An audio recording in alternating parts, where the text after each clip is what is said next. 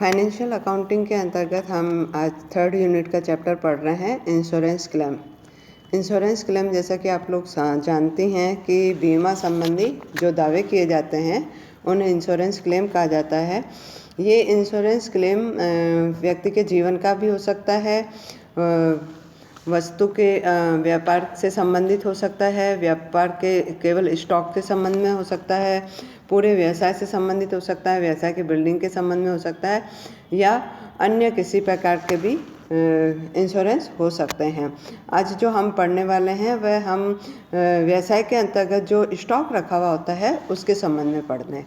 तो जो व्यवसायी होते हैं वह अपने यहाँ पर अपने प्रेमिजेज के अंतर्गत जितना भी स्टॉक होता है उस स्टॉक का भी इंश्योरेंस करवाते हैं। तो स्टॉक का इंश्योरेंस इसलिए करवाया जाता है कि यदि किसी प्रकार की आपदा आ जाए, चाहे वह आगजनी हो जाए, चाहे वह बरसात की वजह से हो जाए या आंधी तूफान हो जाए जिसकी वजह से स्टॉक में कमी आ जाती है या स्टॉक खराब हो जाता है या स्टॉक ख़त्म ही हो जाता है, तो ऐसी स्थिति में उस व्यवसायी को स्टॉक के बदले में इंश्योरेंस क्लेम मिल जाता है।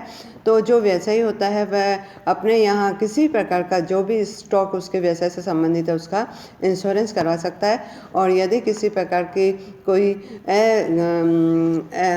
आकस्मिक कोई घटना हो जाती है तो उससे संबंधित जितना भी वह इंश्योरेंस करवाया हुआ है उसका क्लेम प्राप्त कर सकता है। तो मैंने अभी बताया था कि हम जो है वह स्टॉक से संबंधित इंश्योरेंस के बारे में पढ़ेंगे, अर्थात एक व्यवसायी अपने यहाँ पर जितना भी स्टॉक है उसका बीमा करवाता है या इंश्योरेंस करवाता है। तो इसके अंतर्गत हम 3 प्रकार के स्टेप के अंतर्गत stock claim of the insurance amount निकालने की बात करेंगे, या 3 जो मेथड हैं उनको पढ़ेंगे। ऑल ऑफ फर्स्ट है स्टॉक इंश्योरेंस। स्टॉक इंश्योरेंस के अंतर्गत किस प्रकार से हम क्लेम कर सकते हैं, अर्थात स्टॉक जो है वह यदि किसी प्रकार से नष्ट हो जाता है तो उसके संबंध में अगर हमने बीमा कराया हुआ है तो किस प्रकार से हमारा क्लेम हो सकता है। तो इसमें आपको सबसे पहला पॉइंट दिया हुआ है, ये मैंने आप लोगों के नोट्स में भी लिखा हुआ है कि all of first we recognise what is the percentage of the gross profit. Gross profit का रेशियो व्यवसाय के अंतर्गत क्या है, और यदि ये क्वेश्चन में आपको मिलेगा कि जिस वर्ष में या जिस समय जिस अवधि के अंतर्गत आग लगी है या नष्ट हुआ है माल, उससे पूर्व में प्रीसीडिंग कैलेंडर ईयर में ग्रॉस प्रॉफिट का रेशियो क्या था, क्या दर थी, ये हमें क्वेश्चन में मिलता है। और यदि हमें पिछले वर्ष का ग्रॉस प्रॉफिट रेशियो नहीं मिलता है तो ऐसी स्थिति में पिछले 4-5 वर्षों की सेल्स दी हुई होगी और प्रॉफिट दिया होगा, और उन सब का ग्रॉस प्रॉफिट निकाल करके उनके average rate of gross profit निकाली जाएगी। सेकेंड वन पॉइंट हम ये करेंगे कि कैलेंडर ईयर के प्रारंभ की डेट से, मतलब start of the calendar year to date of the fire और डेट ऑफ डिस्ट्रॉयिंग या डेट ऑफ वेस्टेज, मतलब हम ये कहें कि जिस दिन दुर्घटना घटी है उस कैलेंडर वर्ष के प्रारंभ से लेकर के दुर्घटना घटित होने की तिथि तक हमारा ओपनिंग स्टॉक क्या था। ओपनिंग स्टॉक जो लास्ट ईयर का क्लोजिंग स्टॉक होता है वही ओपनिंग स्टॉक हो जाता है। फिर हमारी date of the financial year से दुर्घटना के दिनांक तक कितना विक्रय हुआ था, उसमें से अगर सेल्स रिटर्न है तो वह लेस कर देंगे, कितना परचेज हुआ था और परचेज रिटर्न है तो वह लेस कर देंगे, अगर ड्राइंग है तो वह भी लेस कर देंगे। तो जो नेट सेल्स नेट परचेज होगी वही लिखी जाएगी। और इसके बाद में हमें जब कभी हमारे पास rate of the gross profit ratio क्या आ गई है, ऐसे प्रकार से हमारे पास opening stock, sales and purchase भी आ गया है, तो इसके आधार पे थर्ड स्टेप हम लेते हैं मेमोरेंडम ट्रेडिंग अकाउंट बनाना। मेमोरेंडम ट्रेडिंग अकाउंट का मीनिंग होता है कि स्मरणार्थ व्यापारी खाता। इसके अंतर्गत जिस प्रकार से ट्रेडिंग अकाउंट बनता है ठीक वैसे ही हम ओपनिंग स्टॉक लिख देंगे, सेल्स लिख देंगे, परचेज लिख देंगे, और जो सेल्स हमारे पास है उसके आधार पर, उस सेल्स के आधार पर हम जो ग्रॉस प्रॉफिट की जो प्रतिशत निकली थी वह लगा करके और क्लोजिंग स्टॉक निकाल लेंगे। ये प्रैक्टिकल भी मैं अभी कराऊंगी। अच्छा, जो क्लोजिंग स्टॉक निकला है उसके बाद में हम ये देखेंगे, क्वेश्चन में आपको दिया जाएगा कि जितना भी माल था उसमें से कुछ माल बच गया और उसका वैल्यूशन ये हुआ, तो जो वैल्यूशन होगा वही उसका सेव्ड प्राइस हो जाएगा या स्लेज वैल्यू हो जाएगा या स्लेज स्टॉक हो जाएगा। फोर्थ पॉइंट में दिया। और फिफ्थ पॉइंट में है लॉस ऑफ स्टॉक। तो मेमोरेंडम ट्रेडिंग अकाउंट से आपका क्लोजिंग स्टॉक आ गया था और उसके आधार उसमें से स्लेज वैल्यू घटा देंगे, स्लेज वैल्यू ऑफ स्टॉक जो आपका सेव्ड स्टॉक है उसको घटा देंगे, तो आपका आ जाएगा लॉस ऑफ स्टॉक या अमाउंट ऑफ क्लेम। अर्थात मैं आप लोगों को बताऊं कि यदि तीसरे पॉइंट के अनुसार मेमोरेंडम ट्रेडिंग अकाउंट में क्लोजिंग स्टॉक का वैल्यूशन हमारे पास 50,000 आया है और बुक में क्वेश्चन में मिलता है कि 12,500 का माल बचा दिया गया, तो 50,000 में से 12,500 घटा देंगे तो 37,500 रुपये आ जाएगा, जिसको कहेंगे अमाउंट ऑफ क्लेम। अर्थात पाँचवा पॉइंट में आंसर आ जाएगा 37,500। अब क्या होता है कि एक औसत वाक्य कहलाता है, यस एवरेज क्लॉज कहते हैं। औसत वाक्य का अर्थ होता है कि यदि हमारा जितना भी माल स्टॉक में था उससे ज़्यादा का यदि हमने बीमा करवाया है तो ऐसी स्थिति में पूरी की पूरी राशि हमें प्राप्त हो जाती है।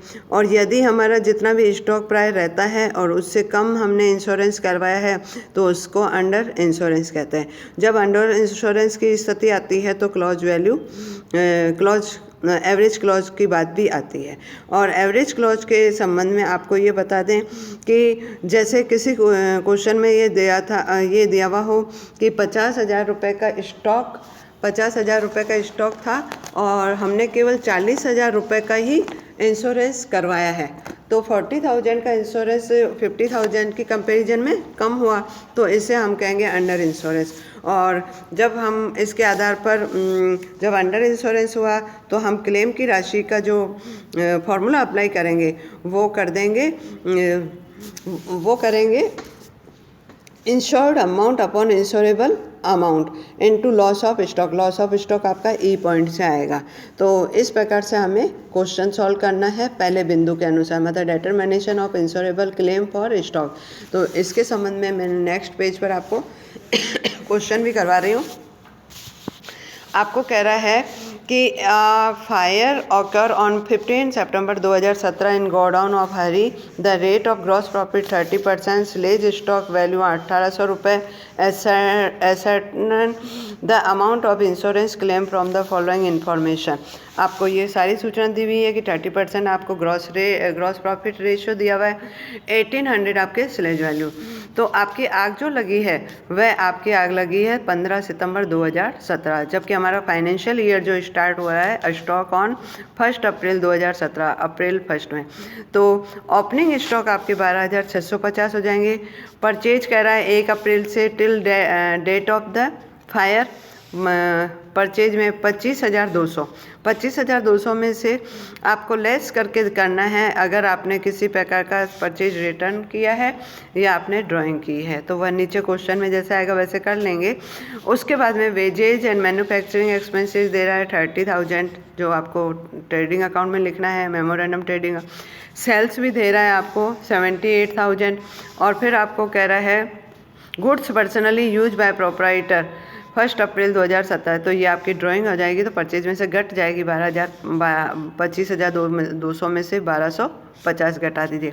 और फिर आपको ग्रॉस प्रॉफिट रेट सेल्स पे लगानी है और ग्रॉस प्रॉफिट निकालना है, तो 78,000 इंटू 30/130 इंटू इजिकल टू 18,000। तो आपके क्लोजिंग स्टॉक की वैल्यू आ गई डेट ऑफ फायर पर 6600, लेकिन 6600 का हम क्लेम ना करके इसमें से स्लेज वैल्यू घटा देनी है। ये 6600 जो आया है वह आपके सी पॉइंट क्लियर हो गया, मतलब मेमोरेंडम ट्रेडिंग अकाउंट में से आपको ये क्लोजिंग स्टॉक की वैल्यू पता पड़ जाएगा। फोर्थ पॉइंट आपका स्लेज स्टॉक दिया हुआ है 1800 रुपये, तो आपका ई पॉइंट में लॉस ऑफ स्टॉक हो जाएगा 4800, 6600 में से 1800 घटा दीजिए, ठीक है। और इसके बाद में अगर आप लोगों को क्लेम निकालना था तो आप क्लेम भी निकाल सकती हैं 48 इंटू इंश्योर्ड अमाउंट या पॉलिसी जो दी हुई है और उसके बाद में आपको करना है इंश्योरेबल अमाउंट। तो इस प्रकार से आपको आंसर निकालना है। इसका जो क्वेश्चन है मैं आप लोगों को सेकंड वाले में करवा रही हूँ, जिससे आपको और अच्छे से समझ में आएगा। आप लोग ये देखिए सेकंड वाला क्वेश्चन।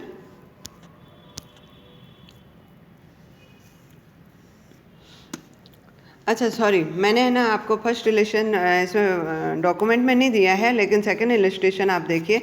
मैं सेकंड इलस्ट्रेशन समझा देती हूँ आपको। ये दे रहा है कि 18 सितंबर 2017 को फायर ऑकर हुई है गोडाउन दोने की, और इसमें जो सिलेज स्टॉक है 22,400 का, और दूसरा सिलेज आपको मिला है, मतलब डैमेज हो गया था लेकिन उससे प्राप्त हुआ 20,800 का, और इंश्योर्ड कंपनी ने जो स्टॉक का इंश्योरेंस करवाया 1,20,000 का। तो इसके अकॉर्डिंग भी है ना, आप लोग ओपनिंग स्टॉक 1,67,000 परचेज कर दीजिए। परचेज में आपको 2,34,000 में से 10,000 घटा दीजिए, क्योंकि परचेज रिटर्न है। सेल्स में से 3,10,000 में से भी आप 2,000 घटा दीजिए, क्योंकि सेल्स रिटर्न है। और 25% आपको 3,08,000 पे निकालना है, 77,000। तो आपका क्लोजिंग स्टॉक आ जाए 1,60,000 रुपये। और 1,60,000 रुपये आपका आया है, और आपको स्लेज वैल्यू दे रहा है 20,400 प्लस 20,800, ये घटा दीजिए तो 1,16,800। अब आप लोग देखिए कि आपका जो इंश्योरेबल अमाउंट जो था ना 1,60,000, लेकिन आपकी इंश्योरेंस पॉलिसी कितनी है 1,20,000 की। तो 1,16,800 इंटू 1,20,000 अपॉन 1,60,000, तो आपका क्लेम का अमाउंट आया 87,600।